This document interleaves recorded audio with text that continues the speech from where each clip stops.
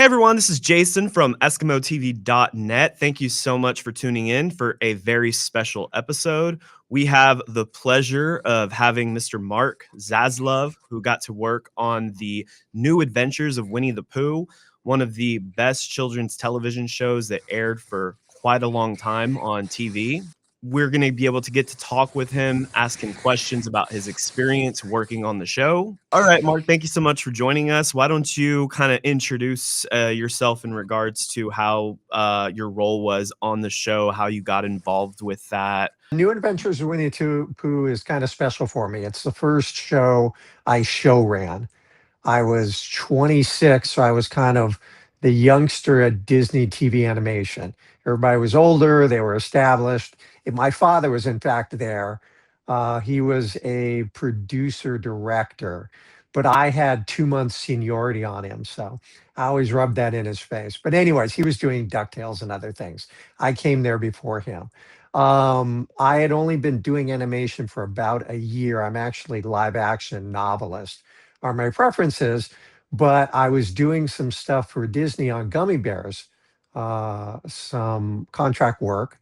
And the story editor, Jim Magon, said, "Do you want to work on staff?"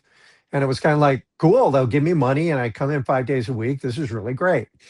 Um, know that I was never a big animation fan. Like, I'm not against it. I watched it. I'm just not like some people really love it and that's why they get into it. I got into it to pay the bills. This, of course, changed. And my father did warn me that people really love this stuff. So don't ever bring that up. But now I bring it up because, I appreciate it for what it is. But at the time, I thought this should be easy. And so at first, the establishment said, Mark's far too dark to be doing this because this was way back in the 80s and way before The Matrix. I was wearing long leather dusters and stuff and nice Italian suits. So they thought I should be doing action and other things. But a few very nice people pushed for me. And I had a 3-day weekend to come up with the entire show. Wow. And it's based on the books, and there were some shorts. Winnie the Pooh and the Honey Tree was done in 1966. So the look and feel, it was one of the last things Walt Disney did before he passed in 1966. So they had all the great animators and designers to design these shorts. And the next one was Winnie the Pooh and the Blustery Day. And I think the third one was Winnie the Pooh and Tigger 2. So they said, you got 3 days to come up with a whole thing, pitch it to us here at Disney, and then go into ABC and pitch it, even though they already wanted it. They wanted something. They didn't know what they wanted. And so I did it. And then I pitched to the powers that be at Disney. And because I was young and a bit of a smart, whatever you would say, I tried to bet them 1 year's salary that we would win our time slot, which we hadn't done. I'd win an Emmy, and I'd win something called the Humanitas Prize, which was a big deal, and you get $10,000 for it. And I said, no one had done that at that point. And I said, I will do that. I bet you a year's salary. They wouldn't take me up on it. Nice to say, a year later, I did all three. So I feel proud of that. But it was my first show running experience. I was story editing, I was writing. At times, I did some voice directing, and I was producer. The key to it, though, was the other showrunner, which was Carl Gears, who was a dearest, brilliant man. He passed away a few years back, became a good friend, showed me the ropes. He had been around in animation for years and years. If he were anybody in Pooh, he would be Pooh. He was just nice and quiet, and I probably would have been Tigger. So from there, we just started work. I pitched it all to ABC. They were really happy, so happy that they got a second season while we were doing the first season. Oh, so we had to double up our production and stuff. And then it just went on from there. That's great. Yeah, it did run on for a long time, I believe for more than 2 decades or so. As someone who was born in the 90s, I thought for a long time it was a 90s show. How did y'all end up deciding on that title? Was it given to you, or did y'all toy around with a few different titles, The New Adventures of Winnie the Pooh? I think that was corporate. I think Okay. they were trying to differentiate between the shorts and this. The three shorts were based on three parts of the Milne books. They're wonderfully written. They're beautiful Yeah, books. And I was doing original work, which gotcha, made it challenging and interesting. That gotcha. was the fun of it. There was, very famous books that were written way beforehand, and so y'all were able to base, I guess, a lot of stories on some of those books. None at all. That was the Oh, point. The gotcha. interesting now again, I'm a novelist first and foremost, even though I Mhm. got away from it because Hollywood seduced me with money and women and cars and all sorts of things. Yeah. But I am a novelist. I'm back to being a novelist again. And so the interesting part was when a lot of people translate from book to screen, regardless if it's TV or movies, they sometimes try to repeat what's done. And Mhm. it's a different medium. So my challenge was always, could I write like Milne if Milne were doing scripts? And so I had to get to the heart of it and the truth behind it. And I think that's what made them good. And it made it difficult for the writers, other Mhm. than me, to work on it, because I just beat them up because I had a real vision of what it should sound like. And it was very hard for people to kind of, like I'd say, nothing is 90 degrees. It's all like 47 degrees and 23 degrees off from center. So that's how Milne wrote. And so I tried to bring that to the script. How long did production last on the show, and would you have liked to have keep making episodes, or did you feel like it ended at the right time or the time it needed to have concluded? It's a weird thing. We did the first two seasons. We won the Emmys for each of the first two seasons. Then Carl and I went off to do something else. I co-created Tailspin, and another team did the third season of Winnie the Pooh, and they did not get nominated for an Emmy. um, and then they asked me back for the fourth season. Carl didn't come, and we got nominated for an Emmy, so we didn't win. So I felt like, all right, no, because Carl wasn't there. And Yeah. I'm not sure if they did a fifth season, but they might have. It wasn't like today so much where you have a conclusion. Mhm. Like a Yeah. lot of series now have arcs, and we weren't really allowed to do that back then. Gotcha. So I loved the show.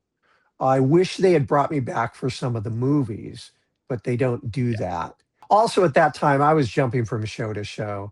I went independent in 1991, and I designed a show and then jumped ship on it after a season. I was stupid, but it was fun. So The music, the theme song that's done by Steve Nelson, were there other versions that y'all listened to? Or I just settle on think that he one right had away? some. I think he had some alternative ideas, but I mostly remember hearing versions of it. I don't Okay. remember all alternative ones, but like, does this work? Does this have too much of this? I remember that. That was more in Carl's thing because he'd done that more before, but I was along for the ride on a lot of that. Gotcha, gotcha. Okay. And then in the same vein of, music, one of my students named Brianna, she was wondering about sound effects, if it was trouble trying to get maybe the right sound effects for different characters.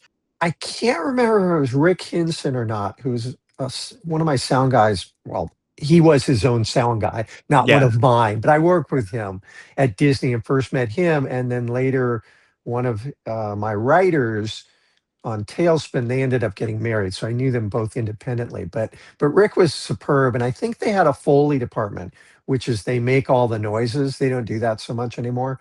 Oh, man. Um, and the thing about Pooh is everything on Pooh was very specific for Pooh. Uh-huh. So it wasn't like it was difficult. It was just you couldn't use the usual thing. Yeah. So you had to, it wasn't hard. And again, the shorts established a certain amount of feel and look to it ahead Mhm. of time, which we try to adhere to. But these people are really good at what they do. For sure. So once you say come up with something new, come up with something organic to the look and feel, they'll get it to you. So not difficult, but you just have to have great people, which we did. Gotcha. So with the color palette for the show, I had a couple students wondering about how long backgrounds took to draw. I think you more so probably oversaw that, and I'd see them. Carl did more of it in later shows. Again, this was my first show running, so gotcha. there were a lot of things I was still learning. So Carl would sort of be take the first position, and if I'm lucky, I'd come along and look. Later, I would do it again. Really, really brilliant artists there at that time. In fact, it was kind of, I mean, you hear people talk about, well, it was so great back then. I will say this: so many of our artists went on to do feature films after that, or were doing feature films while they were working on TV later. So we had the best of the best. So they would give you all sorts of backgrounds. They were fast and they were Oh doing wow. it. This was pre-digital. A little bit later, we'd get some digital work. And now you do it all digitally, even if it's by hand, which is easier. I mean, if you Yeah. can use a Wacom tablet, why not? Yeah. Um, but they were very fast. They're all pros. Again, they're doing these things so quickly it would boggle your mind. Yeah. And they'd give you choices. And color palette was mostly based on the original shorts. But once you have that idea in mind, then you're talking to the artists about, is this working? Does that work? Is it poo? This is kind of a good segue moving into the part of the interview. I wanted to talk about the animation process. You had mentioned that digital art is faster. I personally, I love digital art because if you mess up on paper, you know, you kind of have to start over. With a computer, you can just Command Z and just, you know, take Oh, another yeah. whack at it. You and I had talked, you had mentioned before how animation has changed, is just kind of a big question, a big deal. Can you share what you've noticed in the biggest shifts between the New Adventures of Winnie the Pooh, how that was made, and how animation is produced today and how that's different? We were at that time, a little bit later, coloring on computer. Oh, And okay. then you were starting to do the other stuff. So it gives you, it was the same artist doing the same thing. They're just using a computer. So Mm, talent's talent. It can be faster. You can also be more mediocre. Our people weren't, so they did great. But it's easier for people who aren't as talented to do reasonable work. I think the biggest problem in going forward with anything that's computer aided, be it AI, be it CG, we've already got stuff designed, is it's easy to settle. And so something's designed and you go, I'll just use that again, mhm, or that's good enough, or because the computer can do most of it, all I got to do is pick a color. Well, you got to have a great eye to pick the right color. mhm. So the talent hasn't changed, the methodology has. And if it makes things quicker, that's great. I got no problem with it. Yeah. 3D versus 2D is a bigger difference. And I don't think 2D on the computer and 2D on paper is a huge difference. You'll get arguments from people about that. But I mean, I know artists who made that switch long ago and you'd never notice. Mhm, I mean, they're doing all the same. Their style is the same. They're just, like you said, you can go blip and that doesn't go, or that last line I screwed up because the cat jumped on my elbow. Okay, I can delete that and leave the rest of the artwork. So it's more, I think, the difference between 3D and 2D, and that's personal preference. But mhm. again, it's easy because you have models designed in 3D to just settle for stuff, and that's where I think we get problems. Once a script was finished, you said that you worked on writing a lot of these episodes. How did it go from the page to the animated episode that we see on screen? Like, once you're done, who do you give it to? Who does that person distribute or delegate work to other people? It goes to a couple, three places at once. First off, someone hands it out to the storyboard people. So what you do is you sit down with the storyboard artist or a storyboard artist who's taking a section, and you tell them, you give them the script, you read the script, and you discuss with them what you're seeing is being done in that scene. And that's called handing it out to the board person. This happens in animation. It happens in live action if you're using storyboard people, which lots of people do.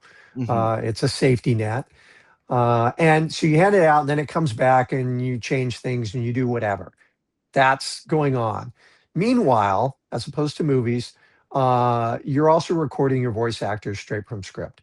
So that's going on at the same time. In the movies, they tend to do the storyboards first and then do the voices afterwards because they have all this time to do that, and they can screw around and they can change things and then get the actors back and then go back and forth. We have no time. Yeah. Yeah, that's the thing about TV is you're just racing through, so you better get it right, and if you don't, hide it some way really well. So, now my favorite part is voice directing in animation. Oh, In live cool. action, it's something else again, but you're sitting it's a little different now because everybody's on Zoom.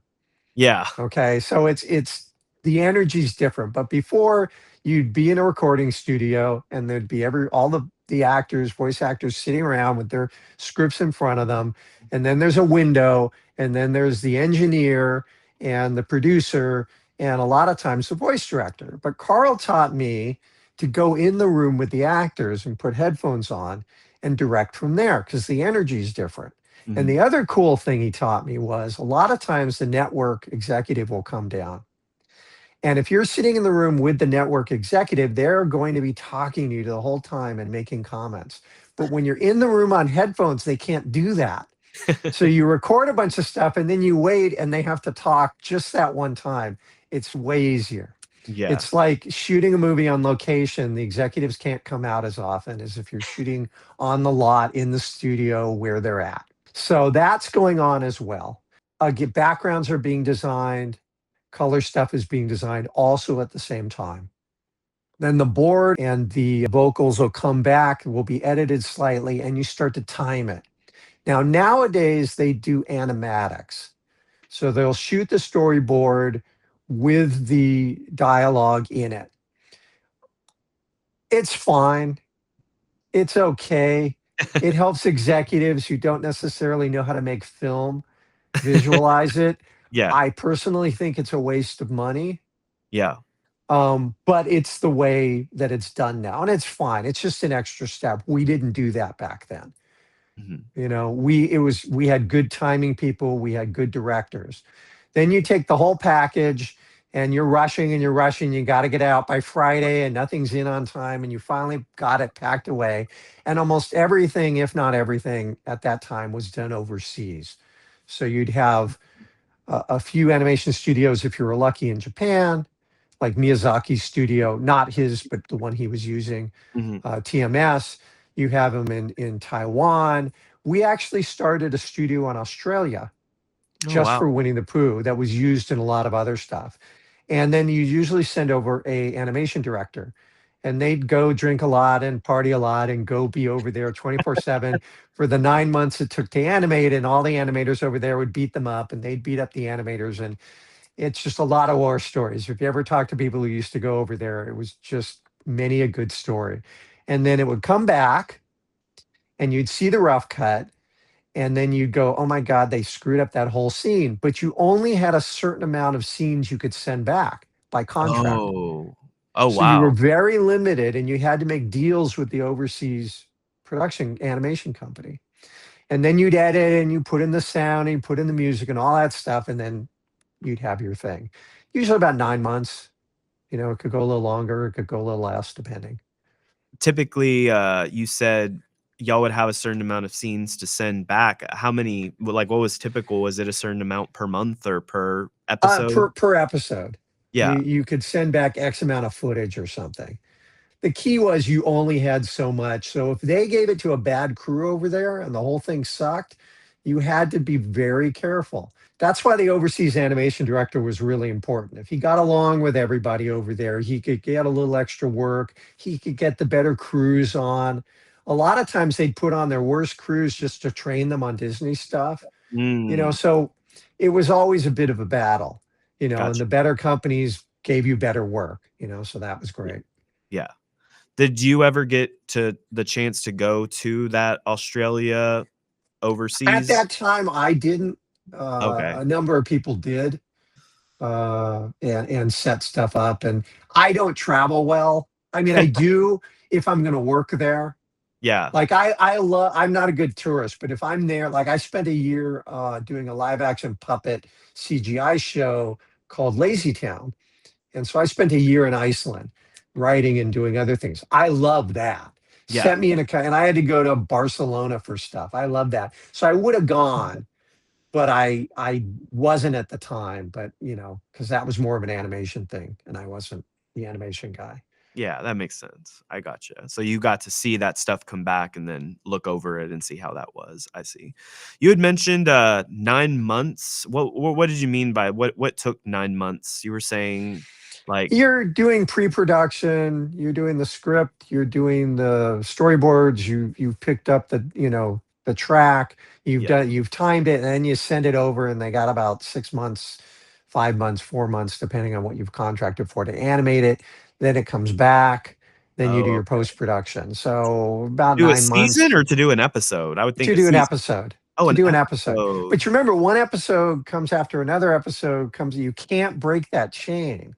Yeah, so And y'all yet had if you yeah. several different, I guess, crews working on it on different Yeah, episodes. you're working on multiple crews, you're working on multiple storyboard people, you're working on multiple Wow. writers. If you screw anything up, it screws the whole workflow up and it costs a fortune.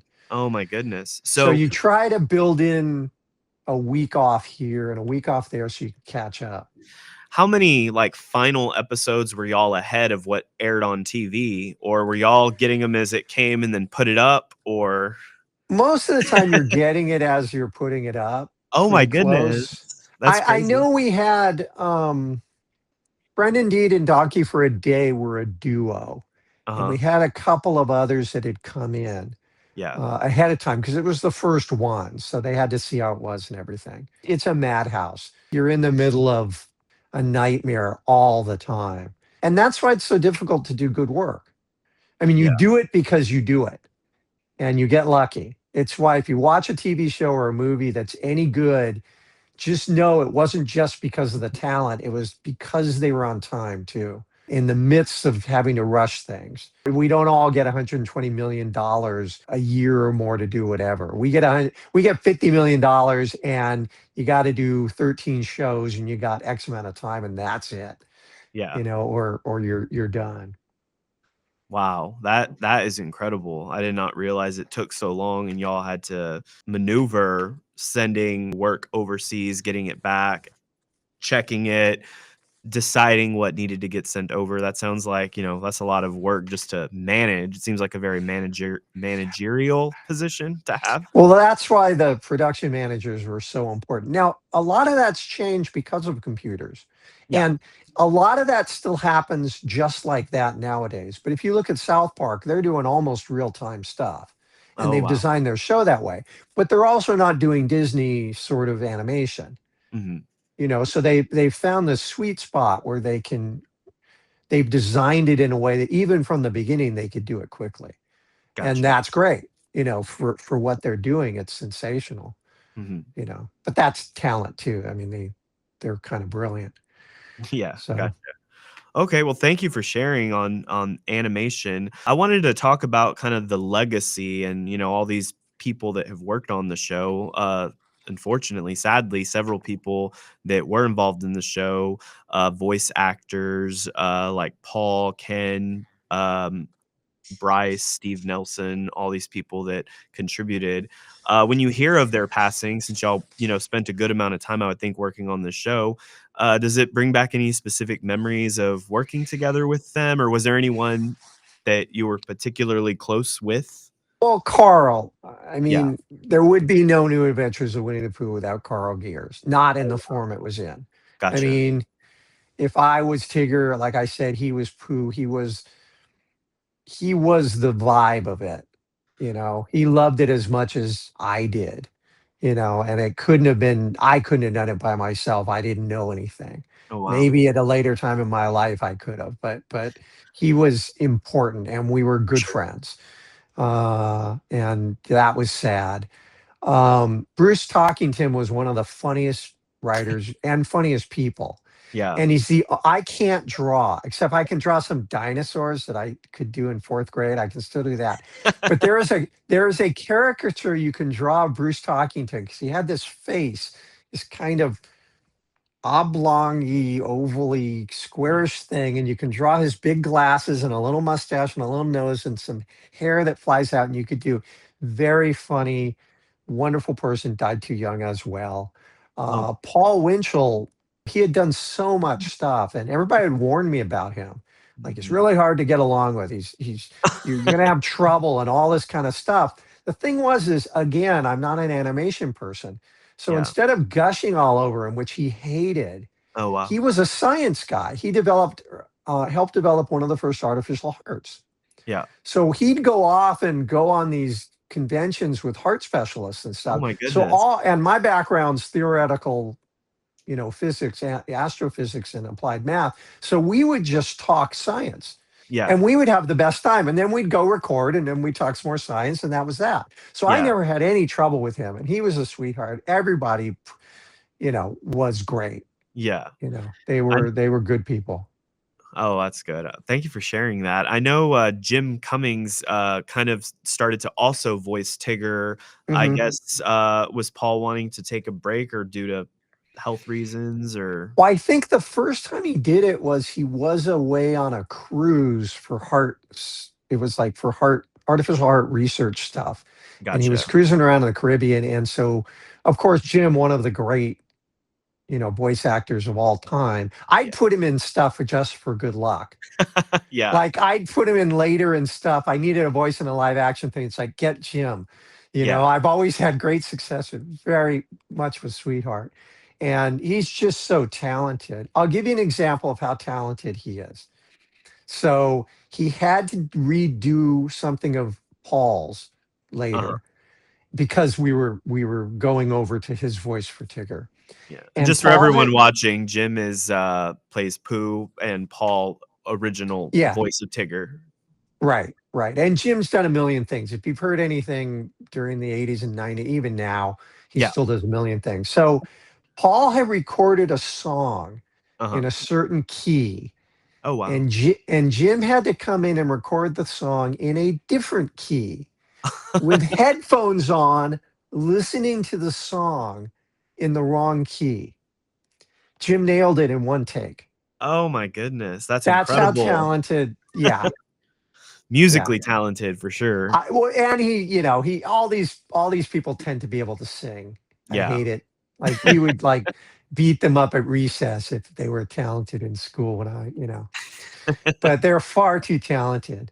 Yeah. But yeah, that's how amazing they can be, and Yeah. why it's fun to direct them.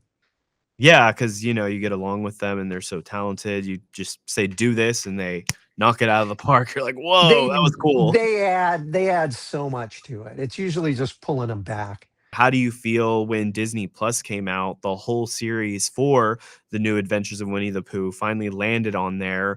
Before that, there had been a few physical media releases, but not ever, I don't think, the entire series. Would you ever be open to some sort of complete series DVD release? And I don't know if Disney would even consider that.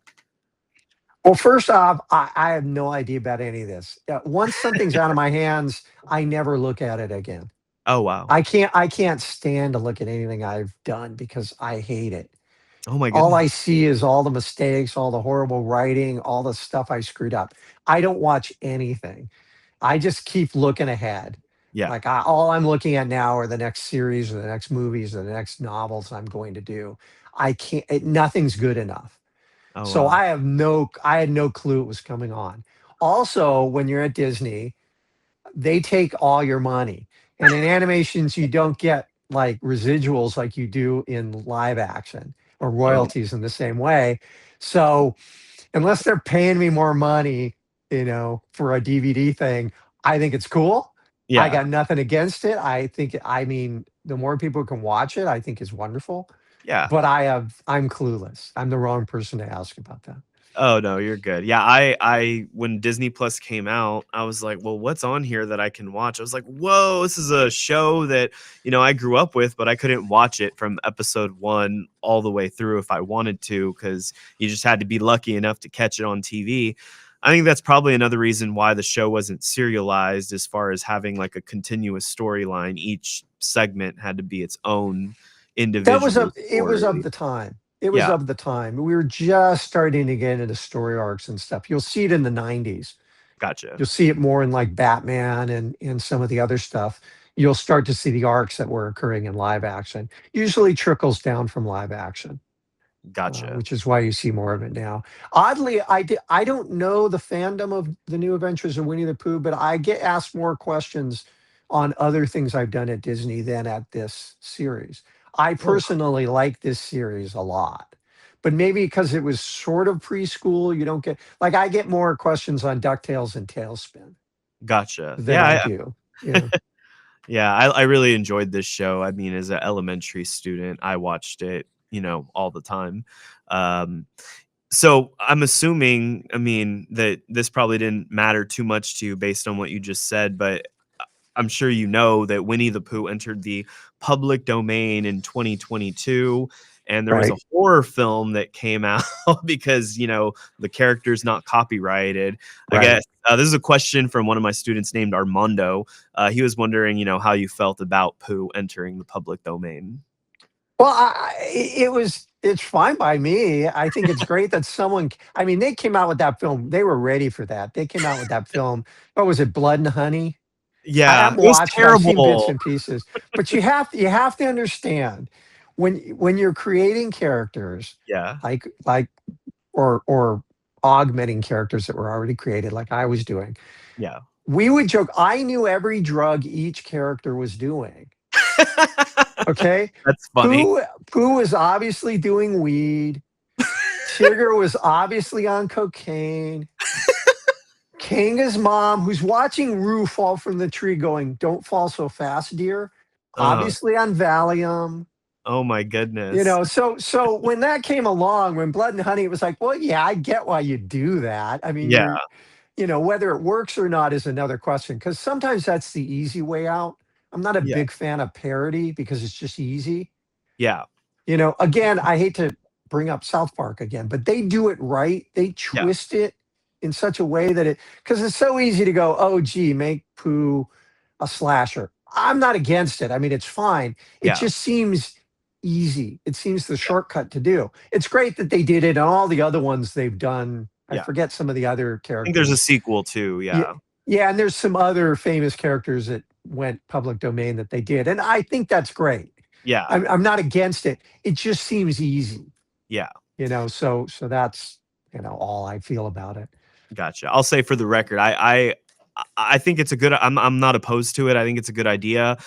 And I didn't even finish the film, but I watched, like, 30 minutes, and I could just they made the, I think, odd choice to make Pooh not talk, which I thought was an out for lazy Ah, writing, lazy motivation, and it just seemed like it was gonna be, like, kill sequence after kill sequence of Pooh going through here. The setup was interesting. It had the Winnie the Pooh music, the narrator talking, and then it just goes along with him, like, taking out people. And I mean, maybe it would have got better, but based on public reception and based on, like, just the first 30 minutes seeing what he was doing, I was like, I don't think this is going to go in a, upright direction. But I would have been interested in seeing if they had taken a little bit more time with it and doing something a little bit more clever.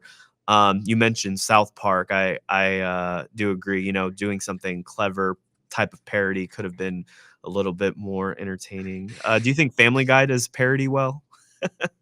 yeah, I don't watch it for the overall, but I catch pieces of it. Yeah. And yeah, when they do it, some of it's cheap, like the Yeah. easy. When I say cheap, I mean easy. It's Yeah. the obvious one, but they're doing it. And then some of them are really, really smart. So, you know, it really becomes a balance of thing. And again, that's a personal thing. None of it's bad. It's just, oh, that's the easy way to go. I don't want to do the easy way. That's just me. You Gotcha, know, gotcha. that it's more of a challenge. Easy way in regards to writing or easy way in regards to animating the way that they're No, animating? easy as in writing. I mean, you Gotcha. see, it's easy to make fun of certain celebrities in a certain way if they do something, I see. but if you find a way that isn't what you'd expect, that's where it gets interesting I for see. me, because otherwise, 30 years from now, no one's going to know the parody reference. Yeah, yeah, yeah, exactly. It It's was of the time. If you do something about Britney Spears, you're kind of like, now people are going, who's Britney Spears? yeah, Like, exactly. yeah, isn't she that crazy? I mean, it just doesn't, that's the other reason parody I kind of stay away from. Gotcha, gotcha. Yeah, because it kind of might only make sense for of the time. Right. And again, Family Guy, it's important for them to use. That's part of their basis. So it's done that it works for them really well. So I'm not against them doing it. It's just I tend to gravitate towards slightly different things. And that's a personal choice. Gotcha, gotcha. I forgot to ask this earlier. My students, they're in an animation class. They're working on Adobe Animate, Adobe After Effects. Mhm. Do you have any advice for people that are maybe wanting to one day get involved in the industry? Um, or what skills you would recommend they focus on in that regard? Well, if you're trying to animate, if that's what you're trying to do, um, this is both a good time and a bad time. The industry itself is difficult right now. On the other hand, your distribution systems online are great. So in the past, you had to, and it's cheap. In the past, you had to shoot things on film to animate. It cost you money. Come up with some good shorts, put them on YouTube or whatever media platform you want, and get people to watch them. When you have enough of them that work and enough people watching them, you start to get your portfolio together online. And then when you start to go after jobs, they can go, oh, this is cool. Or if you've done a really good job on something, like, I don't know if you guys remember Happy Tree Friends. It was about these cute, cuddly animals that were the most savage, reprehensible, but funny violence occurred to them. And they started off at like 1 or 2 minute shorts Yeah. online, and they got big, and they ended up getting money for a series. And the people who worked on that, I actually got called in a little bit because my kid's odd parent, Ken Pontac, was working on them with the Bay Area people. And they are great and really funny. And if you haven't seen them, they're very violent and very funny. But again, they started online. And Mhm. that's not something you could do in the past. So my suggestion is get some good shorts together, and get them online and see what reaction you get and start to build your portfolio. I think that's a great advice. There's nothing more experience, I mean, that will help you grow than experience itself and putting it out there and getting live feedback Yeah, and you may get a following, and that following will allow you to sell yourself. for sure. Stephanie, she's one of my students here in class. She wanted to know what effect did this show in particular have on your personal life? Allowed me to buy my first Ferrari. That's awesome. Now, just so I would people love a know, Ferrari. again, I was young. I was in my 20s, and I did not have kids or anything. I didn't get married till a little bit near the end of that. But I explained to all the people who did have families there that one Ferrari equals one child. And they are almost exactly the same amount of money, upkeep, expenses, and all that kind of stuff. So I was not rich, but I liked to have the car. So that was cool. I also worked really hard. Mhm. Like, you're working 24/7, Oh my goodness. type of thing. You really, I mean, a lot of times you're working all the time. And I like to work. I Yeah. really like to work. So I had a social life. I had either girlfriend or fiance, or depending where I was in it. But you don't always have as much time. So you end up using money to pay for, you get a lot of takeout, Mhm. you go on vacations that are fully paid for. You just don't worry about money at the time because you have no time. So Gotcha. that was interesting. So those were the three big changes, I think, you know. Really cool, really cool. Um, Jose is one of my students here. He was wondering who was your biggest inspiration and what do you love the most about animation in today's day and age? Um, the biggest again, I came in not thinking highly of it. I Ah, came okay. in full of myself going, I write live action. This is nothing. Yeah. And that's fine. And I seem to be very successful. We were writing the DuckTales mini series. There was Jim Agon, me, and Bruce Toggington. And we wrote the thing that kicked it off, that was a big hit.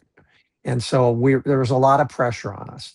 And at the time there was, I forget his name. Pow, I forget his name. He was a Japanese artist who worked at Disney. And he'd go back to Japan. This was 86. He'd go back to Japan and he'd, visit family. And he'd come back with the Miyazaki film, the new one. And it happened to be Castle in the Sky, or Laputa. Mhm. Um, And I was working on the third or the second episode of the 5-part miniseries, and I watched that, and I went back and deleted my entire script and went, "Oh, you can make good film in animation. I've got to raise my game." Yeah. And so I started really taking it seriously. That Wow. was the biggest influence. And I'd like to think, I have no proof of this, but it was kind of odd because he does look at everything, that my design of Cape Suzette, because I drew the design in Tailspin, that he ripped it off for Porco Rosso. I have no proof of this, but I'd like to think this is so, which is only fair because we rip him off all the time for Tailspin. But that was the biggest influence. And, Awesome. all the other film stuff that influenced, but that I deleted the whole script and started from scratch Wow. after seeing that. Got a little bit more reverence for the medium. Well, I didn't think you could do that sort of storytelling. Yeah. It was No, so, yeah. and he's a brilliant director, regardless of being animation or not.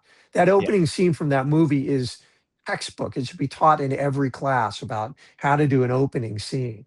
Yeah. It's brilliant. So yeah, it kind of kicked me in the ass and said, "Stop being an idiot," Yeah. which I am quite often. So No, I know what you mean. For me, the show that kind of made me appreciate like animation, really grand storytelling is Death Note. Have you seen Death Note? mhm, yeah, Yeah, that yeah, was kind of the first adult anime that I yep, watched, and, the fact that there's suspense and thrills, I was like, "Oh, wow." Prior to that, I had seen more, like, kids stuff, and so it kinda was a gateway to, well, what else is there right. and whatnot. So, and then the recent stuff. All right, this isn't so recent, but when my kid was young, Invader Zim, it was like the coolest frickin' show. I think that's great. I like Courage the Cowardly Dog is Yeah. another show that I think is brilliant.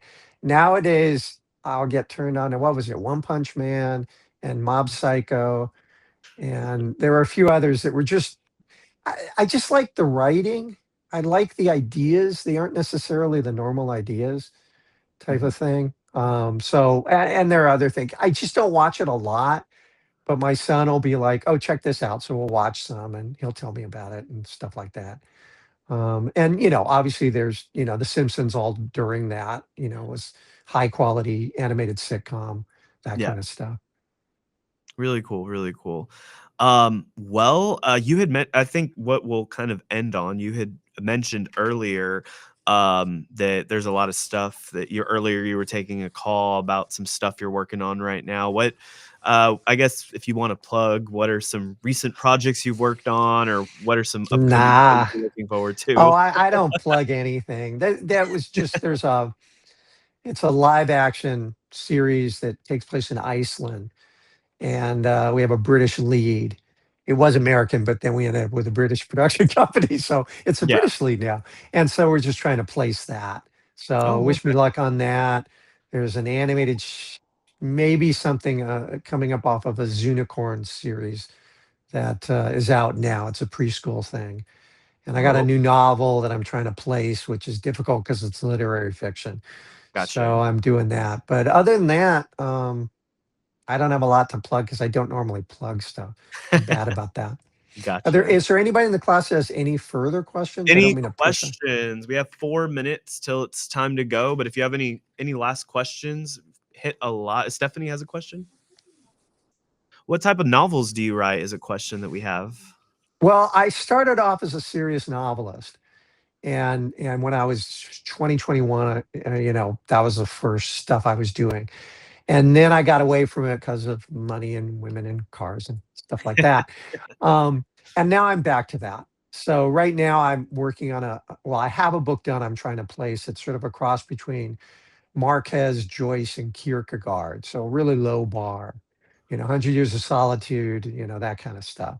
And then I have one book that I did just to get back into shape that's kind of like Elmore Leonard meets Carl Hyacin meets Janet Ivanovich meets, sort of active mystery kind of thing as well. And that's called Death and Taxes, uh, Tales of a Badass IRS Agent.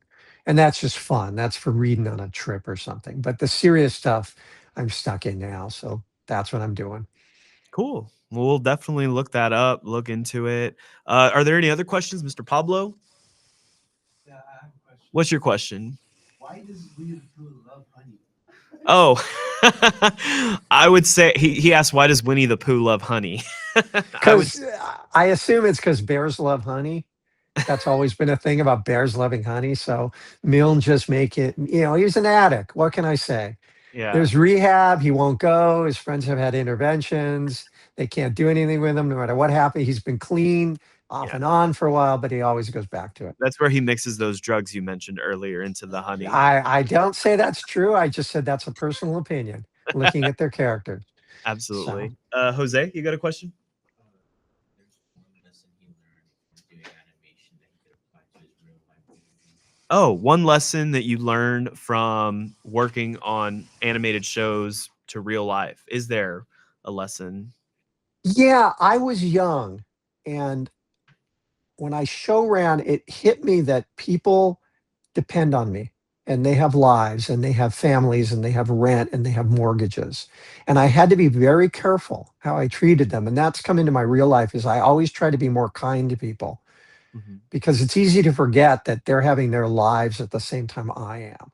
And so when I was show running, life and death was in my hands. And I didn't realize it, and a lot of showrunners don't. And I Mhm. had to sit back and go, you need to remember that. And that's the biggest thing that's transferred over to my life from that. Mark, thank you so much for your time. This was a pleasure. This is like a kind of a dream. We got to talk about, a lot of times people have all these questions, but they don't always have like a point of contact to have these conversations. So this was an absolute pleasure. Oh, my pleasure. And everybody get out of here. Go to Yeah, your next everyone, y'all class. make it a great day or not. The choice is always yours. Make it a good one.